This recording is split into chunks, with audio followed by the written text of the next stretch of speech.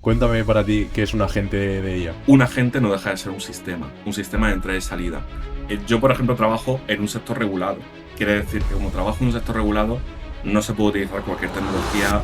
¿Por qué tantas empresas quieren implementar agentes de IA? ¿Crees que es un poco fiebre o realmente sabemos lo que estamos haciendo? Un LLM, una tool, parte de memoria, etcétera. Todo está siempre construido con un fin. El fin tiene que ser resolver un problema concreto. Una conexión de varios agentes, de 10 agentes hablando entre ellos directamente y que en un momento dado le responde el usuario algo, ¿no? No es que sea un error, ¿no? Es simplemente su forma de cómo ha sido construida. Porque no todos los LLMs van a servir para todos los casos de uso. Bienvenidos a Innosfera, el podcast de ciencia de datos. Hoy te voy a contar cómo se está implementando de verdad los sistemas agénticos en la empresa. Si todavía piensas que esto es un tema de bronze o de montar un MVP, déjame decirte que te estás equivocando. Porque el cambio real no está en jugar con herramientas nuevas, sino en entender cómo llevar todo esto a producción, cómo integrarlo con los sistemas que ya funcionan y cómo hacer que genere valor de verdad dentro de una organización. En este episodio vamos a hablar de qué significa realmente tener agentes en producción, qué infraestructura hay detrás y cómo se puede plantear un caso de uso real dentro de una empresa. Para hablar de esto, hoy está conmigo Ángel Mora. Él es AI Architect en National Netherlands, con experiencia en arquitectura de datos y empresarial y sistemas multiagente. Quédate, que empezamos.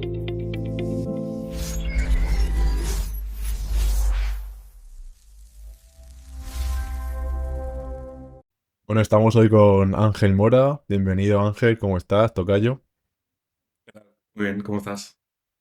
Pues nada, Cuéntame. muy bien. Hoy tenemos un episodio en el que vamos a hablar de agentes, que parece un tema recurrente ya en el canal, pero al final siempre hablamos con una perspectiva un poco diferente dependiendo del perfil de cada uno de los invitados y aunque sea el mismo tema en un principio, pero luego siempre acabamos hablando de cosas diferentes.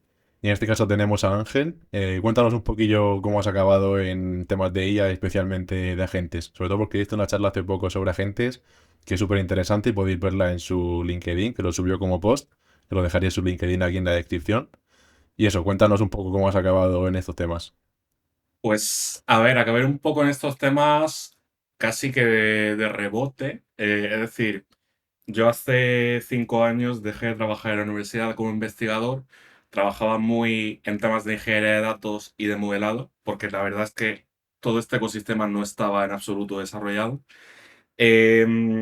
Empecé a hacer entrevistas con consultoras hasta que entré en una consultora muy especializada, muy especializada en temas de datos y analítica avanzada, inteligencia artificial. Y claro, ahí me curtí bastante, trabajando con muchos clientes muy variopintos. ¿Qué tipo Al de principio clientes y trabajando proyectos? de todo.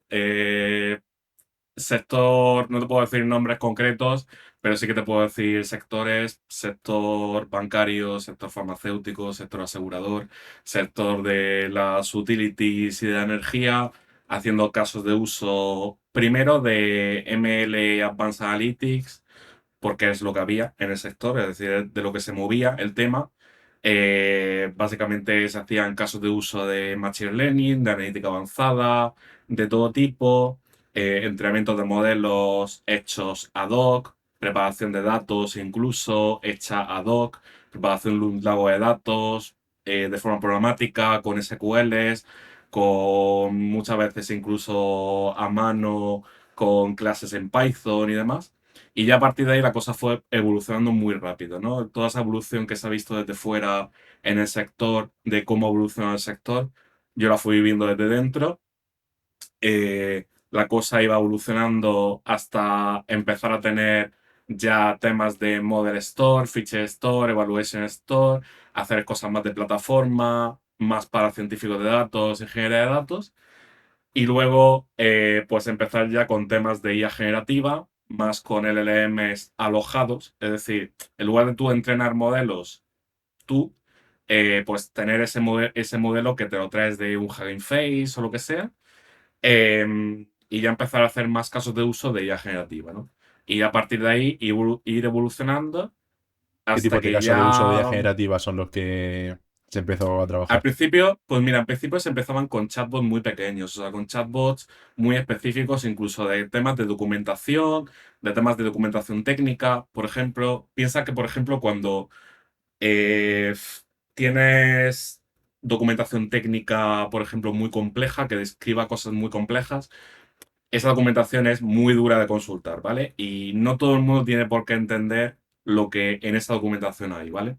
Muchas veces ocurre que en esa documentación técnica, eh, pues honestamente lo entiende el que la ha escrito y poco más. Entonces, este tipo de tecnologías ayudó mucho a romper esa barrera, a ayudar a que gente con lenguaje natural pudiera hacer consultas sobre esa documentación técnica, ¿no? Y de repente tú pudieras empezar a interactuar con esos documentos mucho más de forma amigable y no teniendo que abrir el documento y teniendo ahí que consultar y pasando páginas, ¿no?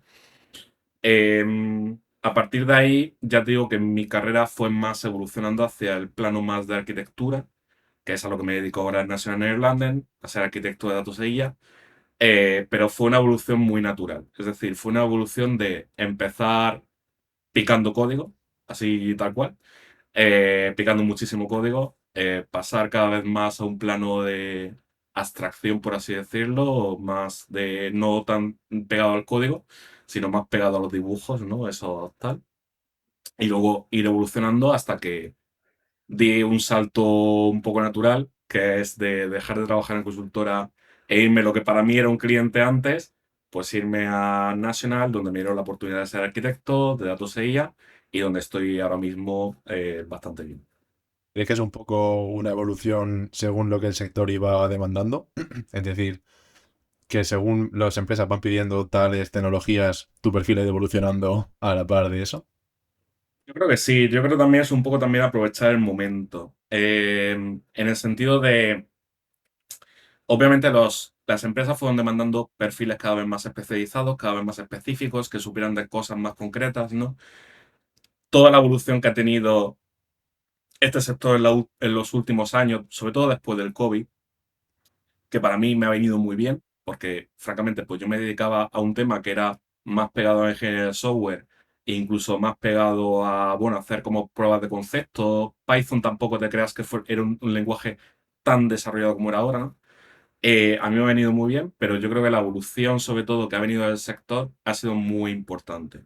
Estamos hablando ya de que el sector está empezando a tener conversaciones muy concretas de problemáticas muy concretas, ¿no? No tanto en sí de, bueno, pues voy a traer mis datos que los tengo por ahí alojados y que simplemente tal, ¿no? Sino estamos hablando ya de ir muy al grano fino, de empezar a evolucionar cosas muy de linaje de los datos, data quality, qué herramienta se va a utilizar en un momento determinado de modelado de datos, por ejemplo, cómo vas a conseguir traerte los datos de este sitio donde están encerrados, cómo vas a transformar esto, cómo vas a consultar estos datos a nivel operacional y demás. Y estamos en un momento súper bueno también para formarse en este tipo de tecnologías, súper bueno para avanzar, súper bueno para tener acceso a información que, por ejemplo, cuando yo era estudiante no era tan fácil tener acceso a información. Muchas veces tenías que tirar de el famoso, bueno, ya no, pero el Stack Overflow, donde lanzabas una pregunta y alguien te podía Sí. responder bien o alguien no. Pero ahora mismo yo la verdad es que creo que estamos en un momento buenísimo, sobre Mm. todo para la comunidad y para la gente nueva que está empezando. Sí, yo creo que hay una diferencia increíble respecto a los últimos 2 3 años y quien no se beneficie de esto está un poco en fuera de juego. Quería preguntarte, por terminar un poco de lo que es lo que haces tú actualmente. Trabajas en National Nederlanden. ¿Puedes contar un poco Ujú. qué es esto para quien no lo conozca y cuáles son tus tareas aquí en esta empresa? ¿A qué te dedicas aquí? Pues mira, National Nederlanden es una empresa del sector asegurador. Es una empresa del sector asegurador, lo que pasa es que depende también de su matriz en Holanda, por lo tanto, es una empresa del sector financiero asegurador, ¿vale? National Nederlanden también está en una evolución grandísima, viajando como todo el mundo en la industria hacia la IA agéntica, la IA generativa, hacia el dato mucho más inteligente, un concepto del dato mucho más semántico y orientado a negocio, ¿vale? Y precisamente un perfil como el mío precisamente está contribuyendo a eso, ¿no? Contribuyendo a conectar negocios, necesidades que tiene el negocio, necesidades más operativas, más técnicas y también un poco dar mi experiencia y mi visión en ese aspecto, ¿no? Al final, lo que se está haciendo en National Nederlanden no deja de ser también una tendencia desde el sector, pero también es cierto que en National Nederlanden se está intentando hacer de una forma profesional, de una forma lo más correcta posible, muchas veces guiados también por estándares de arquitectura serios, bien escritos, ¿vale? Donde precisamente estamos intentando guiar la tecnología, guiar problemas que tenemos dentro de la casa, pero también, por supuesto, guiándolos con metodología, con estándares de arquitectura y siempre guiados por esa buena forma de hacer las cosas, ¿no? Ujú. En el sector seguros, que ¿dónde entran los agentes en el sector seguros? Porque es un campo quizás muy tradicional, ¿no? Donde hay este típico Pues, comercial y que vende al cliente e intenta estar contento con su seguro o tal, pero va mucho más allá hoy en día, ¿no? va mucho más allá. Mira, sí, no puedo dar detalles, obviamente, pero va Sí. mucho más allá. Puede dar desde soporte, por ejemplo, a los clientes para resolver problemas concretos, para acelerar problemas concretos. Da soporte a temas internos para acelerar temas internos. Da soporte operativo, por ejemplo, también para acelerar esa carga operativa que muchas veces se tiene en este tipo de empresas. Da también soporte analítico, por ejemplo, puede dar soporte analítico para acelerar la extracción de datos útil desde dentro de estas empresas, ¿no? O sea, es decir, puede tener cabida en muchos sitios de forma muy variopinta, ¿no?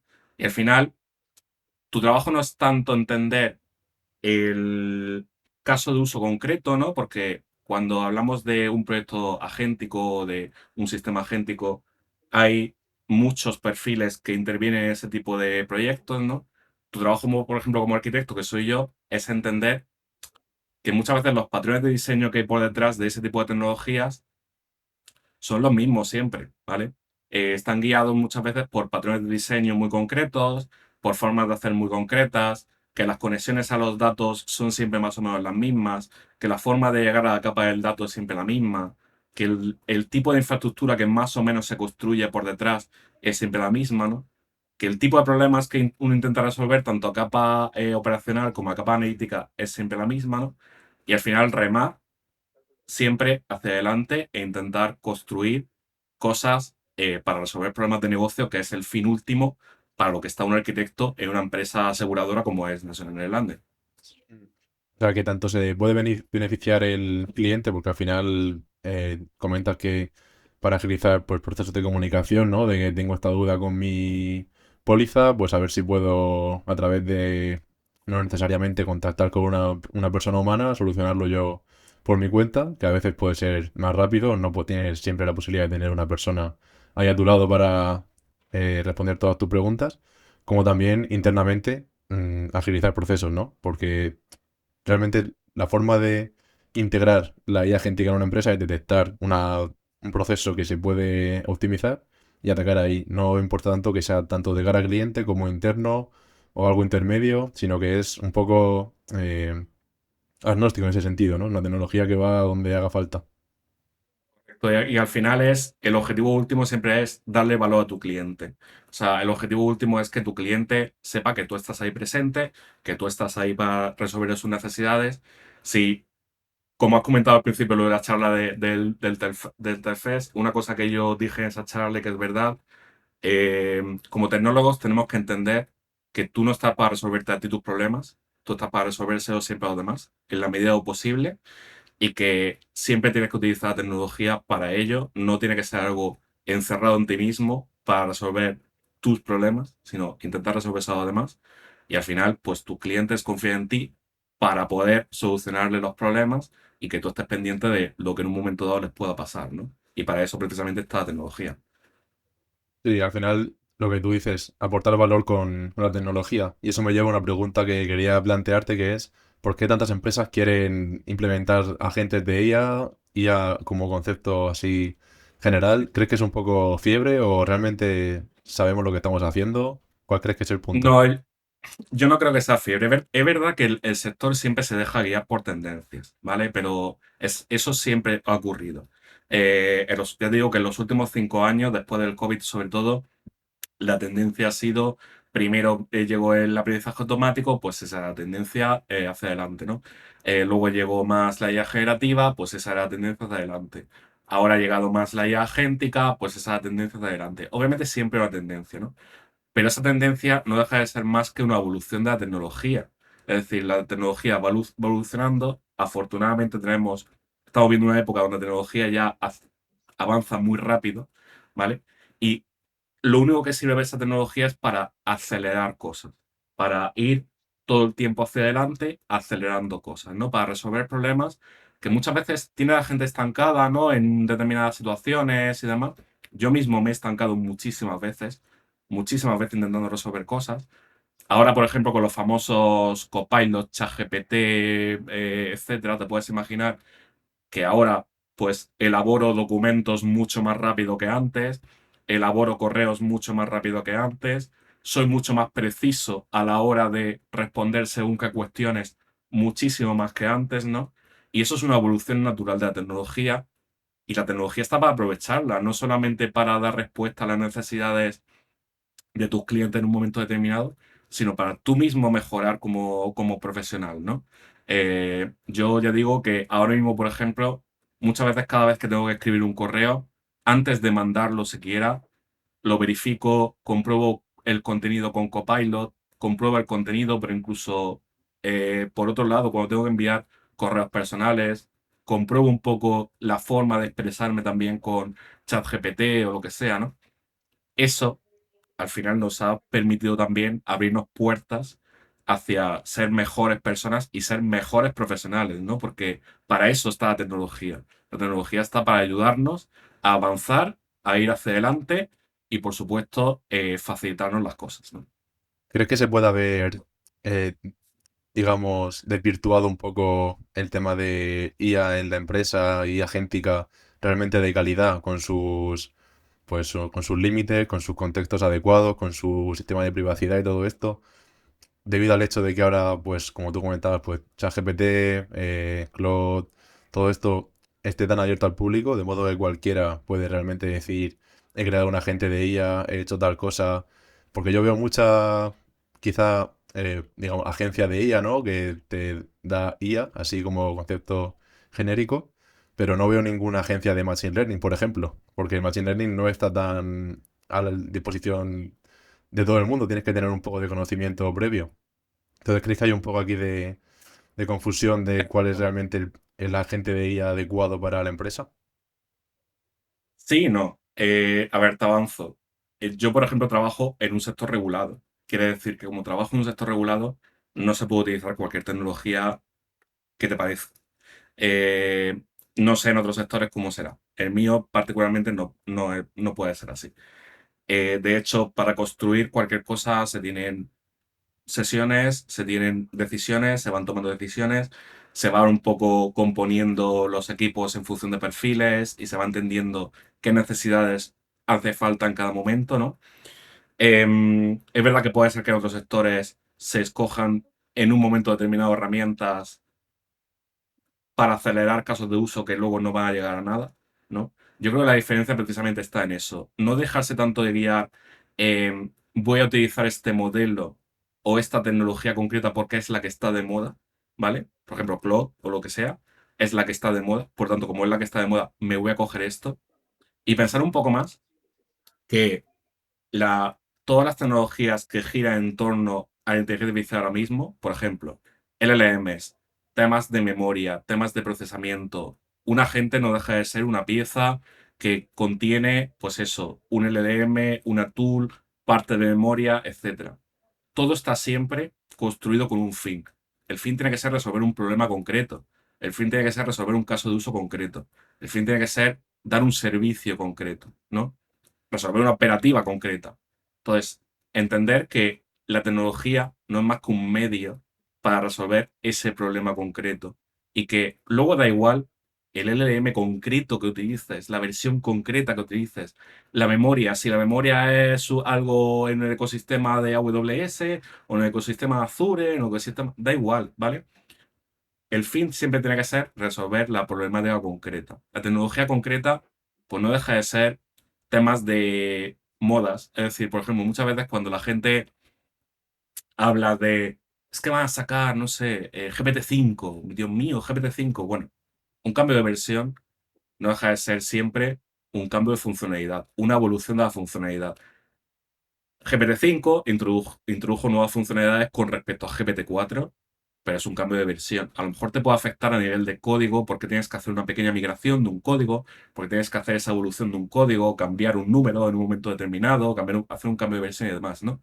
Pero no deja de ser algo que es Ujú. una evolución natural. No hay que dejarse guiar nunca por ese hype que muchas veces ocurre, ¿no? De, oye, pues es que han cambiado esta versión. Ahora vamos, paren rotativas, ¿no? O sea, paren lo que estén Sí, haciendo, sí, sí, que sí. han creado esta Como versión. cuando dicen, Eso no tiene ha salido sentido. la versión 4.7 de Claude, ya es totalmente cambia el juego. Es como, ha pasado de la Correcto. 4.6 a la 4.7. Tampoco creo que haya sido la gran revolución, ¿no? Correcto, eso es. ¿Crees que se puede subestimar a veces en las empresas el hecho de querer integrar la IA? Como de, venga, ya esto en una semana lo tenemos hecho. O la gente es Creo que consciente o al cuál es tu principio sí. experiencia. Yo creo que al principio sí. Al principio sí pasó, ¿eh? O sea, al principio sí pasó, pero no te estoy hablando en concreto del caso de National Nederlanden, sino estoy hablando de mi experiencia profesional antes de National. Al principio sí pasó. Yo creo que, sobre todo, los tiempos eran muy acelerados. De necesitamos hacer esto y necesitamos hacerlo en 10 semanas, ¿vale? Bueno, 10 semanas me parece muy bien, pero ¿quién lo va a utilizar dentro de 10 semanas? ¿Has pensado ya quién lo va a utilizar, no? Yo creo que ahora mismo ya no. Ahora mismo ya ocurre una cosa mucho más real de ser consciente que un proyecto de IA y un proyecto de IA agéntica se puede concebir en sus bases igual que un proyecto tradicional de ingeniería de software como se concebía antes, con su planificación, con sus tiempos, con sus tareas, etcétera, ¿no? Y yo creo que la gente hoy día es más consciente de que las cosas llevan su tiempo y que las cosas hay que ir evolucionándolas poco a poco, ¿no? Yo creo que al principio, sobre todo por el tema de ese afán por la inmediatez, ¿no? Ese afán de necesitamos tener esto ya, pues sí que pasó. Muchas veces la industria se deja guiar, ¿no? Por ese susto de, a ver, al final esto fue algo que nos pilló a todos de sopetón. A mí, como técnico, me tuve que poner a formarme en multitud de cosas de las que no me había formado.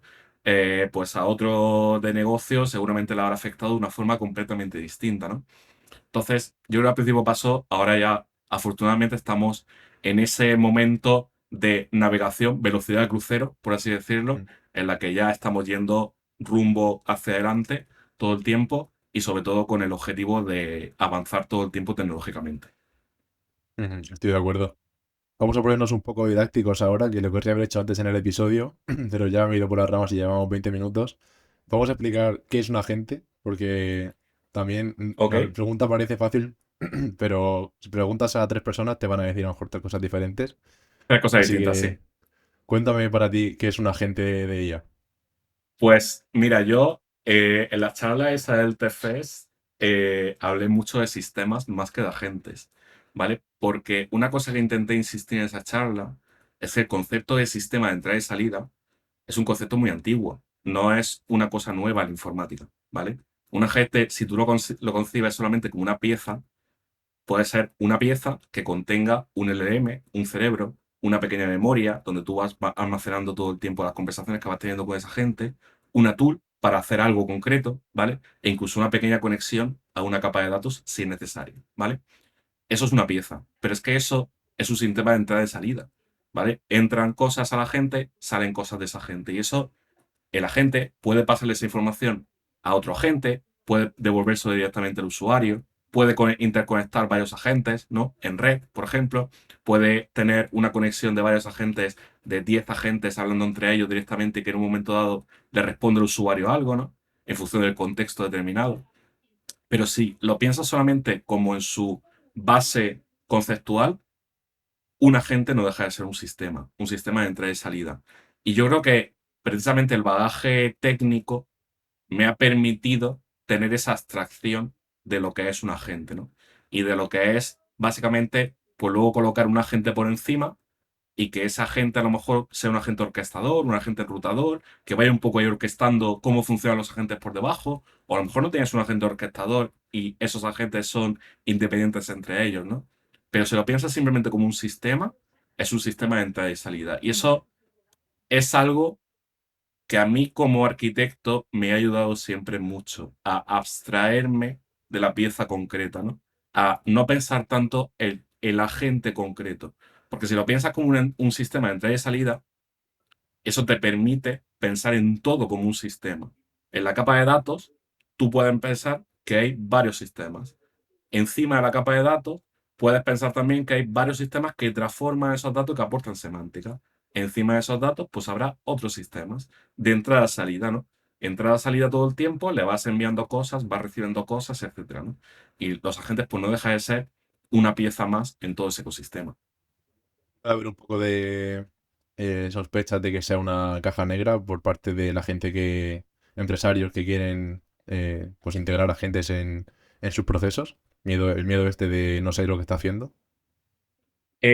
Sí, no, pero también es cierto que hoy día existen muchas herramientas para saber un poco más qué está haciendo. Es decir, hay muchas herramientas de observabilidad, hay muchas herramientas de trazabilidad para saber qué está haciendo, para saber la toma de decisiones que está haciendo el LLM por debajo.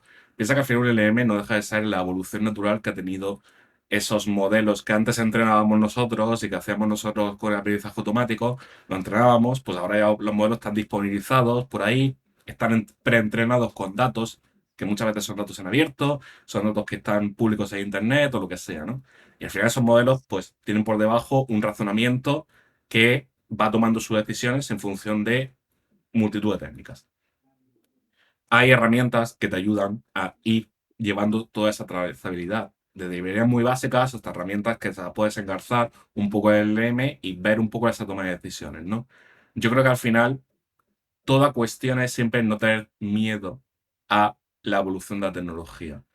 Por ejemplo, una cosa que sí puedo comentarte porque está público también en YouTube, en una charla que di el año pasado en el TFES también, que la di cuando todavía estaba trabajando en la consultora, cuando todavía estábamos empezando a hacer cosas, digamos, con LLMs, voy a decir cosas, ¿vale?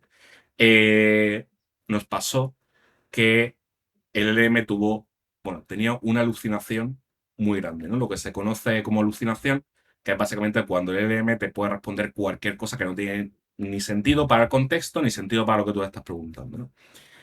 Y en concreto estábamos haciendo una transcripción de voz, una transcripción de audio a texto, y cuando surgían silencios muy largos, pues el LLM te respondía. En concreto, la frase era: la presidenta de la Junta de Extremadura entra a la sala. Algo así. Es una cosa muy Cuando absurda. había silencio respondía Eh, eso. sí, sí, cuando vi un silencio prolongado, era eso, ¿vale? Claro, imagínate la cara, se nos quedó cara de cuadro. O sea, es decir, eso era una cuestión de decir, pues, ¿qué está pasando aquí, no?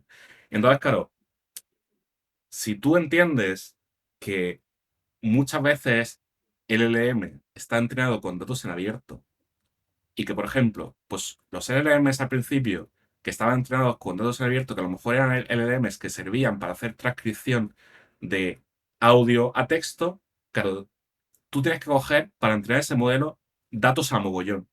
Datos a mogollón de dónde hay audio a texto. YouTube, ¿sabes? Por ejemplo, vídeos del YouTube.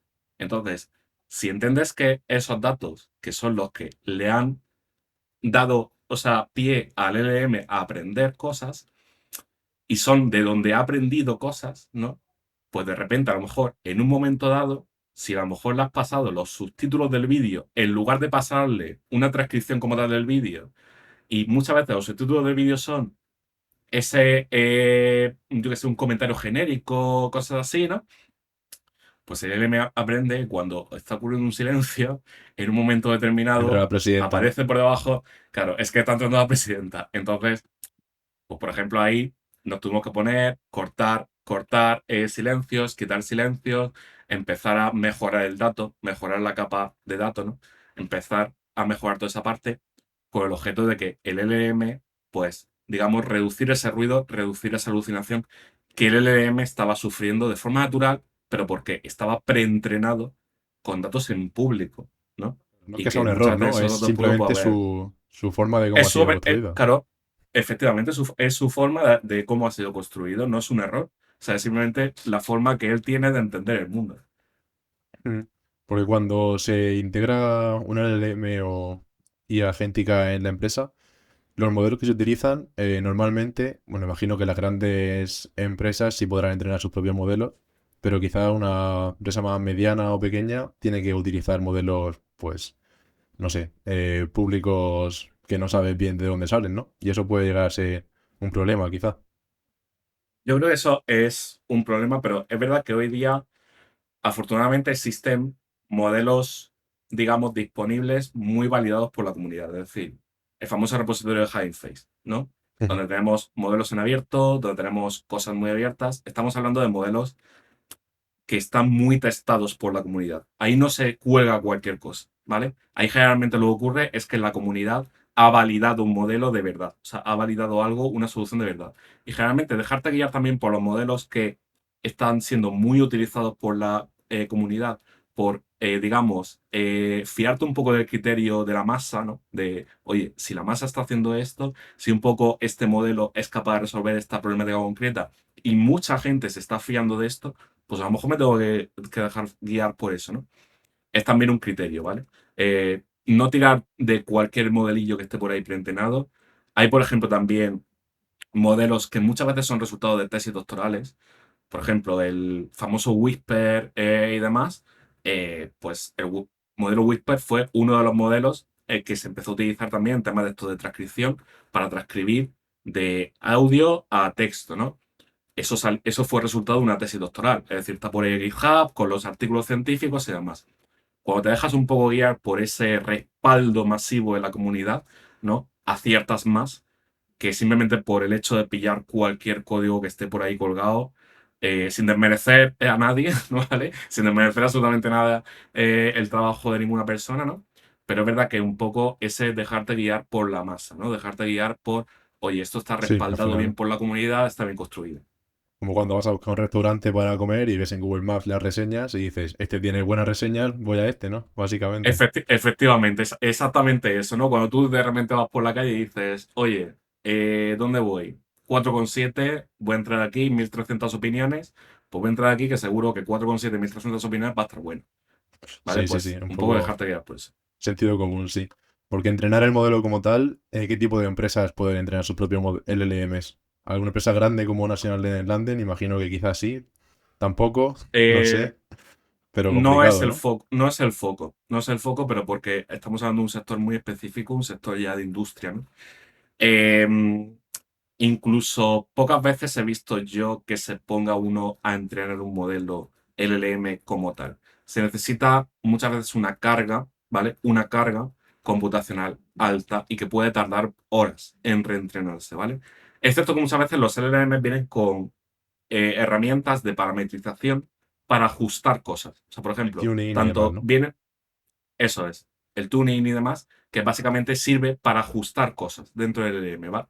Y luego, aparte de eso, tú lo puedes pasar en un momento determinado, un contexto completo y demás, ¿no? Por eso, yo creo que esa tendencia reciente que ha habido de hacer cada vez LLMs más específicos, para resolver problemas más específicos.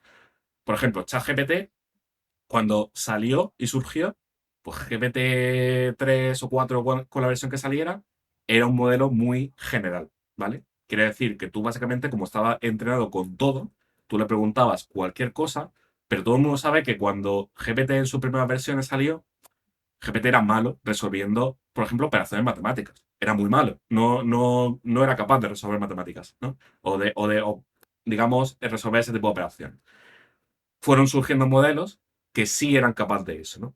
Últimamente, por ejemplo, la primera semana de marzo me parece que fue, no me ha dado tiempo a probarlo, pero sé que empezaron a surgir modelos más del paso a embeddings, de temas de vídeo, de temas de audio, etcétera, ¿no? Mucho más específicos, ¿no?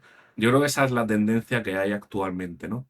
Escoger un LLM muy concreto para tu caso de uso, que de verdad aplique para tu caso de uso, no tanto en sí solamente escoger el modelo genérico que pueda resolver en un momento dado el caso de uso genérico, porque no todos los LLMs van a servir para todos los casos de uso.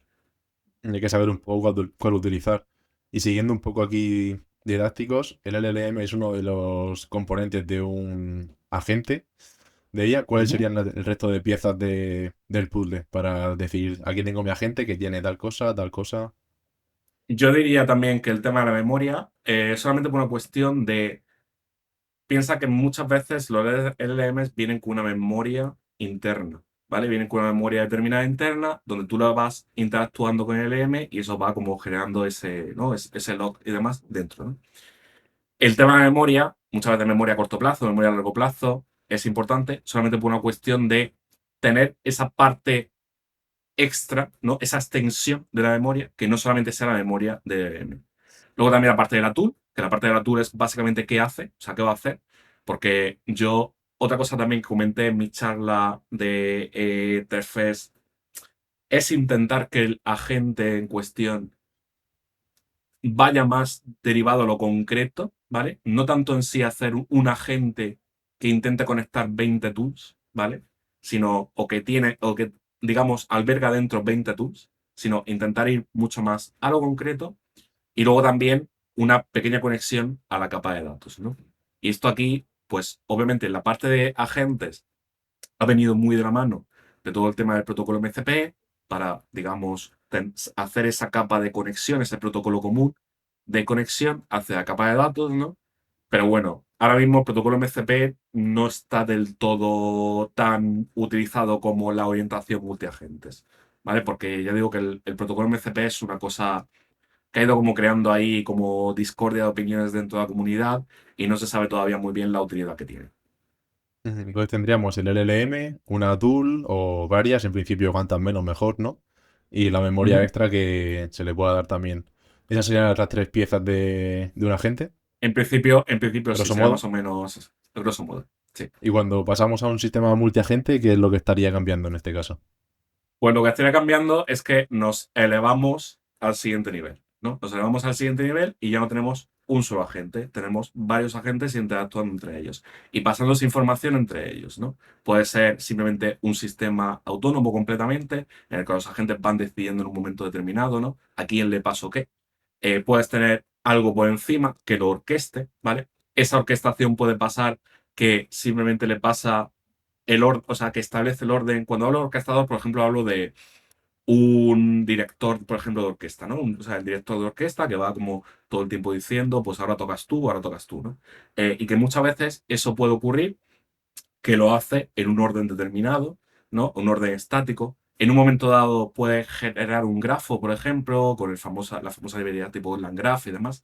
Puede generar un grafo de dependencias y en un momento determinado, cuando lo encuentras en un estadio concreto, pues pasar al siguiente estadio en función de la toma de decisiones, ¿no? O incluso dejar libertad total y que sea otro LLM el que descubra en un momento determinado a qué tool pasar, ¿no? O qué, perdón, a qué lista de agentes pasar o a qué agente pasar, ¿no? Eso muchas veces también viene guiado de tener registrado tus agentes, por ejemplo, tener una lista completa de los agentes, tener una cosa que se llama agent card, que por ejemplo es básicamente una información más o menos puesta en Markdown de lo que hace la gente, de, oye, ¿qué cosas me puedes preguntar? Al final, cuando digo que un agente es una cosa concreta, con una tool concreta, con una funcionalidad concreta, el agente tiene que ser capaz de escribir a otros qué es capaz de hacer, ¿no? Pues a lo mejor yo soy un agente que sumariza documentos, ¿vale? Quiere decir que tú a mí me puedes preguntar por sumarizar documentos y no me puedes preguntar de nada más, ¿vale? No tiene sentido que me preguntes de nada más. Como tiene LM y tiene cerebro, seguramente te va a ser capaz de responder cosas, pero incluso ese capaz de responder cosas también tienes que limitarlo lo máximo posible, ¿no? Para que se centre en su funcionalidad. Y ese sería lo que existiría en un plano por encima, ¿no? En un plano por encima lo que existirían serían múltiples agentes interactuando entre ellos. La ventaja es resolver problemas más complejos en principio, ¿no? Sería un poco la misión de estos sistemas Correcto. multiagente. Piensa en esto como una fábrica, por así decirlo, ¿vale? Tú piensas que en una fábrica tienes por debajo operarios, ¿vale? Y cada operario está ahí a lo suyo, ¿vale? Tú piensas que cada operario está ahí a lo suyo y cada operario sabe su tarea concreta y ese operario dice, bueno, yo estoy aquí simplemente clavando clavos con mi martillo, quiere decir que a mí solamente pregúntame de clavar clavos con mi martillo, ¿no?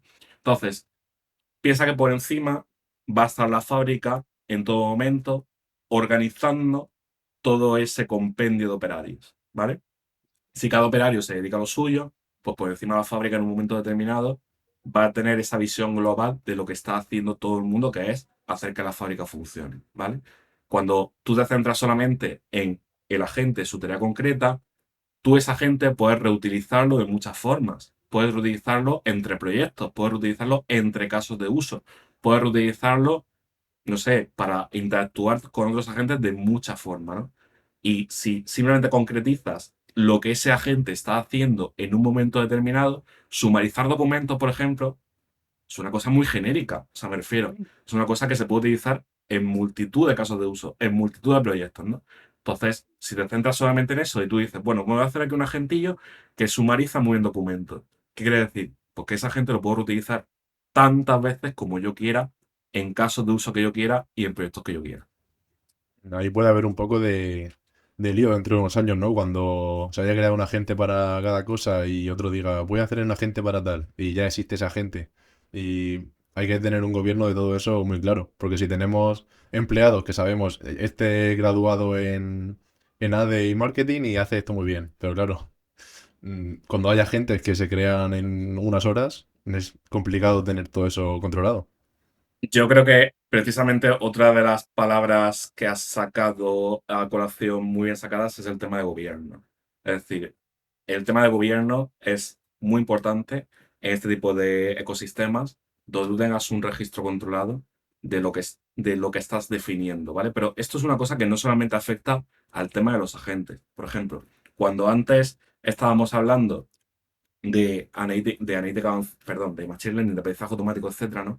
Y surgió todo el tema del famoso Model Store, los ML Flows y todo esto, ¿no? Al final, o sea, los Model Store y los ML Flow lo único que hacían era aportar esa capa extra de gobierno, tener ese versionado concreto del modelo, donde registro mi modelo que he entrenado o he entrenado yo, donde registro la experimentación que estoy haciendo, ¿no? Entonces, esa parte de gobierno aplica muchas veces no solamente a la parte de aprendizaje automático, aplica también a la parte de agentes, donde estoy definiendo mis agentes, dónde están definidos, qué lista de agentes tengo en un momento determinado definidos para poder tirar de ellos. Muchas veces también aplica a la capa de los datos mismamente. ¿Qué datos tengo dentro de mi empresa? ¿Dónde están? ¿Quién gobierna esos datos? ¿Qué perfiles hay un poco gobernando esos datos? ¿No? Entonces yo creo que ahí también has dado en otra de las claves de este proceso hacia la reutilización de las cosas y hacia ser capaz de resolver con un foco común problemáticas que, digamos, alberga, por así decirlo, afecta a mucha gente, ¿vale? Afecta a mucha gente. El tema del gobierno siempre acaba saliendo en estos episodios porque sin eso, claro, no se puede avanzar. Puedes avanzar, pero va a ser un caos total. Correcto, eso es. Entonces me Sí, sí. gustaría hacer ahora una especie de como de juego caso de uso, de vamos a plantear algún problema de negocio que se puede resolver con un sistema de agentes, ya tú eliges si pues, qué tipo de arquitectura y demás, y vemos los pasos que se darían para resolverlo. Entonces, te dejo aquí folio en blanco a ver por dónde podemos ir. Vale, tú piensas que básicamente, sin dar detalles, porque eso obviamente no puedo dar detalles de ningún tipo, tú piensas que básicamente cuando tú montas un sistema multiagéntico tienes en última instancia a un usuario haciendo preguntas, ¿vale? A un usuario con unas necesidades concretas. Entonces tienes a un usuario haciendo preguntas con esas necesidades concretas que tienes que resolver, ¿vale? El primer paso, si acaso, sería qué preguntas pretendo que resuelva mi usuario, ¿vale? Va a consultar sobre esto concreto, va a consultar sobre esto concreto, qué clase de preguntas me va a hacer el usuario, ¿no? A partir de ahí, seguramente tú tengas que montar por detrás una pequeña arquitectura multiagentes, ¿no? Como he dicho, ¿cómo va a resolver eso mi sistema? Vale, pues yo he decidido que lo voy a hacer con una arquitectura multiagentes. Se va a Vale, resolver digamos que, por así. ejemplo, tenemos el caso de que el usuario, sus preguntas son que tiene que generar documentación de una base de datos y quiere hacerlo con IA. Y quiere, dime de Correcto. esta base de datos qué tablas se refieren a tal cosa. Y la gente que Pues, por vaya, se ejemplo, conecte, ¿cómo haríamos esto?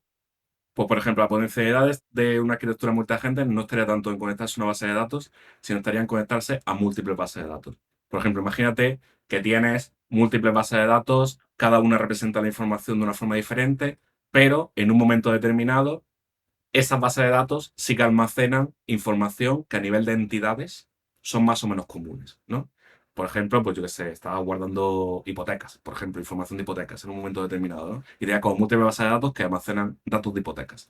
Entonces, La potencialidad de todo esto sería en traerte información de múltiples bases de datos, pero no solamente bases de datos. Por ejemplo, puedes traerte información de documentos estáticos que están por ahí guardados, puedes traerte información de CRMs, puedes traerte información de el típico on-premise que está por ahí guardado y demás, ¿no? Y tú te traes información de todo eso. Obviamente que eso es la base del todo, la capa del dato.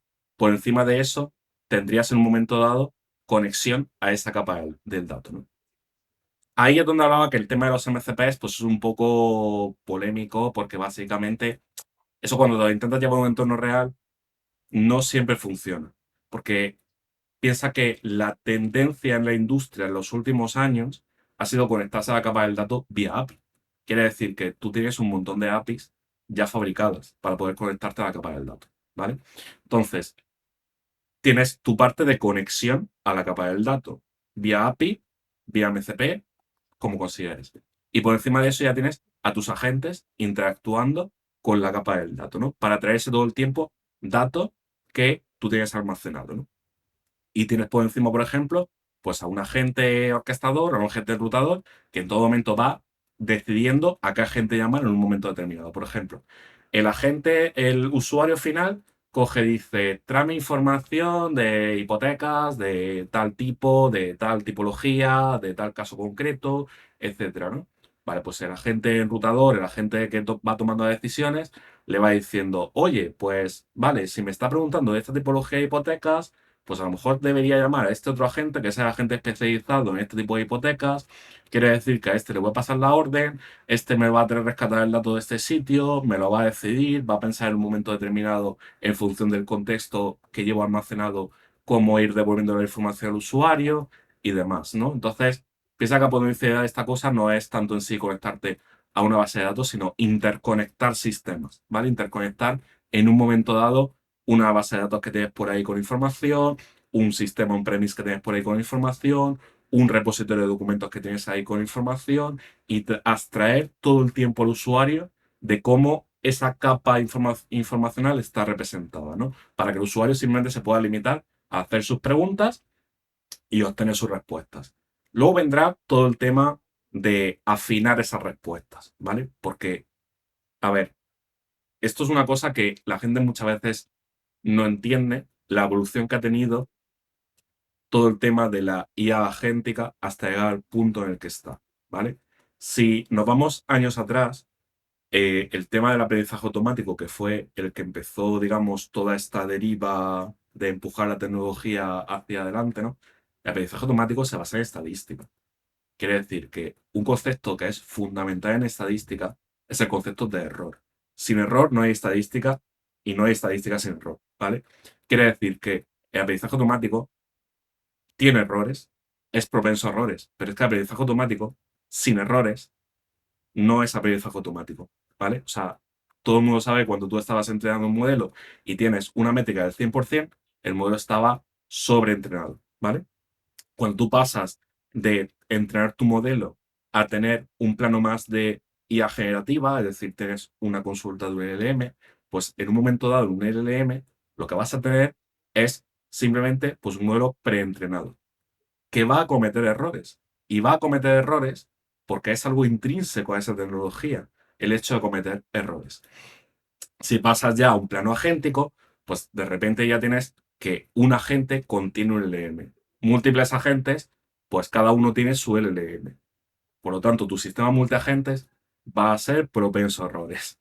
Entonces, el truco está en ir poniendo lo que se llama guardarraíles todo el tiempo, ¿no? Lo que muchas veces la gente se refiere como guardarraíles, que es ir guiando más al toro por el callejón por donde quieres todo el tiempo conducirle, ¿no?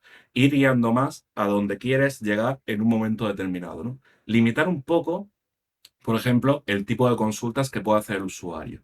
De forma que si tú de repente tienes un sistema que es interno, pero me empiezas a preguntar por, oye, ¿a cómo están las entradas para el concierto de Lady Gaga? Que el sistema te responde Sí, directamente, no sé de esto, ¿vale? No sé responder esto, ¿vale? No sé, si simplemente en un momento dado el usuario intenta pasar datos porque el sistema multiagéntico permite pasarle datos en un momento determinado, ¿no? Que no son apropiados para un contexto corporativo, para un contexto empresarial, que la gente sea capaz de decirte, oye, esto no es lo que yo espero que tú me pases, a lo mejor yo lo que espero que me pases simplemente es una fotocopia de tu DNI, pero yo no estoy esperando que me pases una foto tuya personal, por ejemplo, en un momento determinado, ¿no? Entonces, ese tipo de guardarraíles y el guiar un poco al toro por el callejón, ¿no? Es una cosa también muy importante de este tipo de sistemas. Entonces queda claro que esto no es para nada una varita mágica que me toma un agente de IA, pum, aquí lo tienes, sino que conlleva un trabajo previo de, pues, dar el contexto correcto a cada agente, asignar el LLM a cada uno, el tema de los guardarraíles. Entonces, no es varita mágica, tienes que tenerlo muy claro y sobre todo que sepas que realmente va a merecer la pena, porque no vas a perder el tiempo en montar una infraestructura ahí increíble para que luego lo utilicen dos durante un mes y se acabe. Entonces tienes que tener claro el proyecto. Correcto, yo creo que eso es otra cosa que intenté expresar también en la charla del TFES del otro día. Es el tema de que cuando tú quieres pasar de un plano más personal, ¿no? De un plano de, oye, pues me montame gentillo para resolver este tipo de cosas, yo qué sé, para acelerarme este tipo de trabajo, para sacarme resúmenes de PDFs que yo estoy consultando en mi casa por cualquier motivo, ¿no? Para, muchas veces, por ejemplo, pues tienes tú, yo tengo mi biblioteca personal de libros, digamos, en mi Google Drive, ¿no? En un momento determinado. Entonces, mi biblioteca personal de libros, obviamente, no me da la vida para consultar todos ellos, ¿vale? Muchas veces tienes que coger y tirar de un agentillo y entonces lo vas ahí consultando cosas y vas consultando sobre tu biblioteca, ¿no? El famoso, por ejemplo, Notebook LM, que ahora nos ha facilitado tanto la vida a todos a la hora de hacer resúmenes, a la hora de hacer presentaciones y demás, ¿no?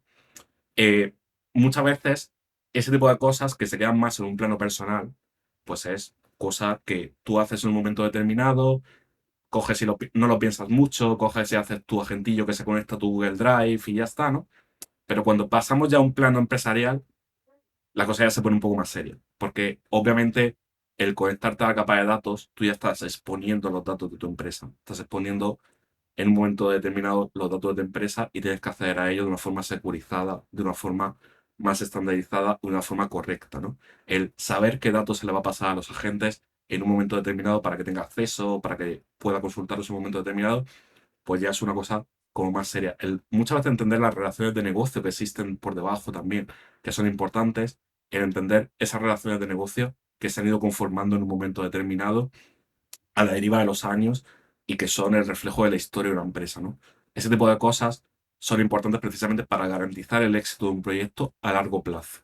No solamente tener una vida, que el proyecto tenga una vida en el corto plazo para resolver un caso de uso determinado y para estar ahí, ¿no? Para estar presente en la tecnología, para estar presente en la evolución de la tecnología, sino también el hecho de que el proyecto sea un éxito a largo plazo.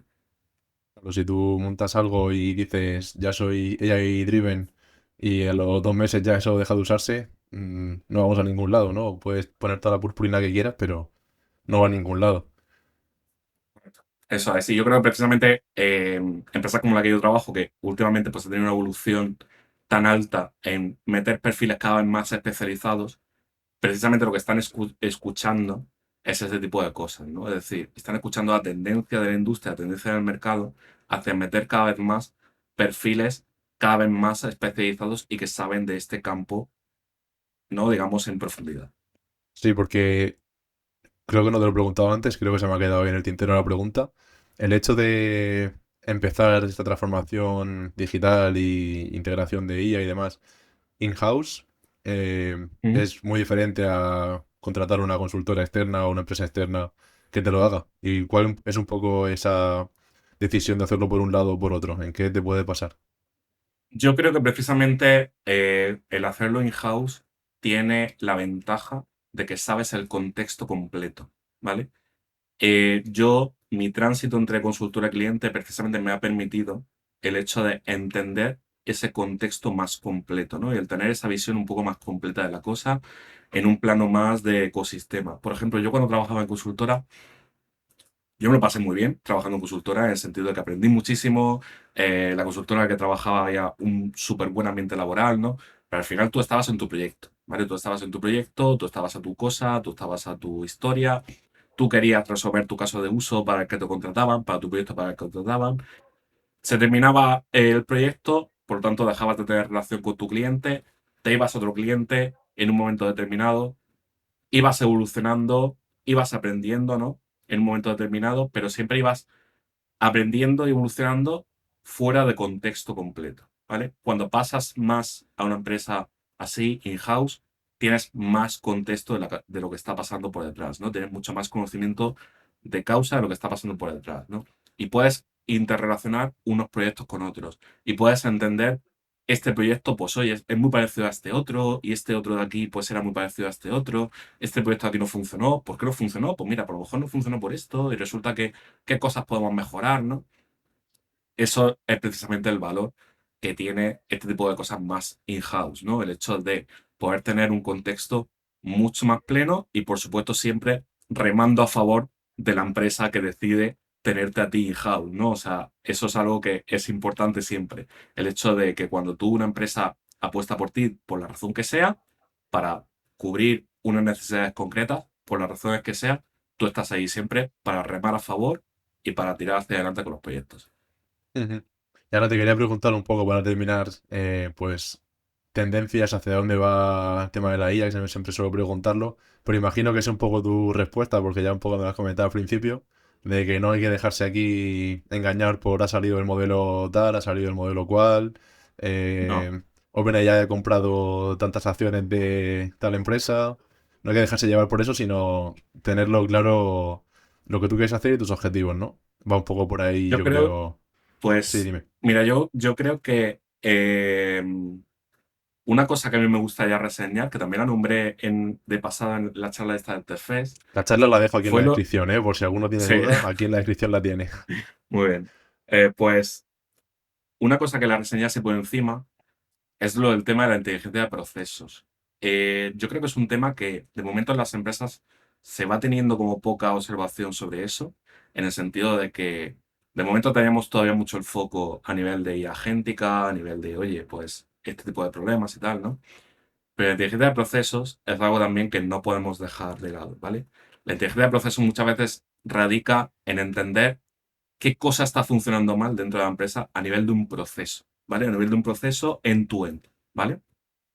Y precisamente tener como también este tipo de visión mucho más de, oye, en un momento determinado un proceso está teniendo un problema aquí, está teniendo un cuello de botella aquí, ¿cuál es la razón de por qué está ocurriendo esto? A lo mejor es simplemente una página web que no funciona para los clientes, a lo mejor es un problema de que en un momento determinado se queda colgada esta página web, ¿no? Yo creo que esa cosa, esa tendencia, cuando yo creo que se apague un poco este hype que está habiendo por la IA agéntica, vamos a empezar mucho más a prestar atención hacia el tema de la inteligencia de procesos, que ya es algo que está llegando a las empresas, pero que es algo también que tiene un bagaje académico muy amplio, ¿vale? La minería de procesos, la inteligencia de procesos es algo que por detrás, a nivel académico, tiene una historia muy larga, exactamente igual que el aprendizaje automático derivó en la IA generativa y la IA generativa derivó en la IA agéntica, ¿vale? Entonces, yo creo que no perder de vista tampoco esa otra gran pata que es también importante llevarle seguimiento, porque yo creo que la evolución también puede ir por ahí. Totalmente de acuerdo. Y ahora para terminar, siempre suelo preguntarlo, recursos que quiera recomendar a la gente para saber más sobre, en este caso, agentes de IA. Venga, vamos a ponernos concretos. Eh, Pues mira, afortunadamente hoy día hay muchísimos. Desde los típicos repositorios de O'Reilly, yo te diría incluso, mira, el otro día repasaba en LinkedIn una arquitectura que la gente se puede montar en su casa con recursos C, ¿vale? Ahí si no hace falta que como no voy a compartir pantalla, la gente puede buscarlo. Hay como un post que se ha hecho últimamente muy popular en LinkedIn sobre, oye, recursos cero, la arquitectura de cero dólares, ¿no? Quiere decir que me voy a montar mi capa de datos con con este base de datos que es gratis y demás, y este LLM que es gratis y demás, etcétera, ¿no? Yo creo que por un lado, experimentar a nivel de código, también dejarte un poco guiar por esos proyectos tipo que hoy día puedes encontrar muchísimos en GitHub, en repositorios en abierto, para aprender mucho más. invertir un poco en tu formación, en el sentido de, oye, pues si en un momento dado tenés que pagar un mes de los y págalo, aprovéchalo. Yo empecé, por ejemplo, estudiando cursos de Coursera. O sea, yo venía a la universidad, hice un doctorado, pero cuando di el salto a la industria, muchas veces me guié de cursos de Coursera, de cursos de Udemy, Mucho juego cogía, Coursera, ¿eh? Mucho ojo. Que no, poca efectivamente, broma, ahí se aprende mucho. que no, para nada es poca broma, ¿eh? Para nada es poca broma. Y muchas veces invertir esos 40 y pico euros que te cobra Coursera por un mes, si te lo tomas en serio, tú estás ahí un verano y de repente en un momento determinado te formas muchísimo, aprovechas esos 40 y pico euros, tienes acceso a multitud de información, a multitud de cosas, a multitud de cursos, ¿no? Y yo creo que invertir también un poco en ti mismo siempre merece la pena. Siempre, siempre, siempre merece la pena. Y con el tiempo obtienes la recompensa. Oye, invierto tanto en formación, me he equivocado, pues bueno, algo te habrás llevado, Pues aunque no bueno, sea algo has directamente, aprendido, pero correcto. indirectamente algo habrás aprendido. O sea Eso que es, nunca es tarde ni pronto para empezar. eso es. Sí, sí. Vale, Ángel, pues muchísimas gracias por venir aquí a Inosfera como invitado a colaborar en este episodio. La verdad que nos ha quedado bastante bien, da feo decirlo, pero hemos hablado de todo y la gente se habrá llevado una idea bastante clara de lo que es la IA agéntica, que con todo el ruido que hay por ahí últimamente de Sí, agentes y demás, creo que aquí lo hemos dejado todo bastante claro. sí, muchas gracias a ti por invitarme. Muchas gracias. Puedes escuchar los episodios de Inosfera en YouTube y Spotify. Encontrarás nuestras redes sociales en la descripción.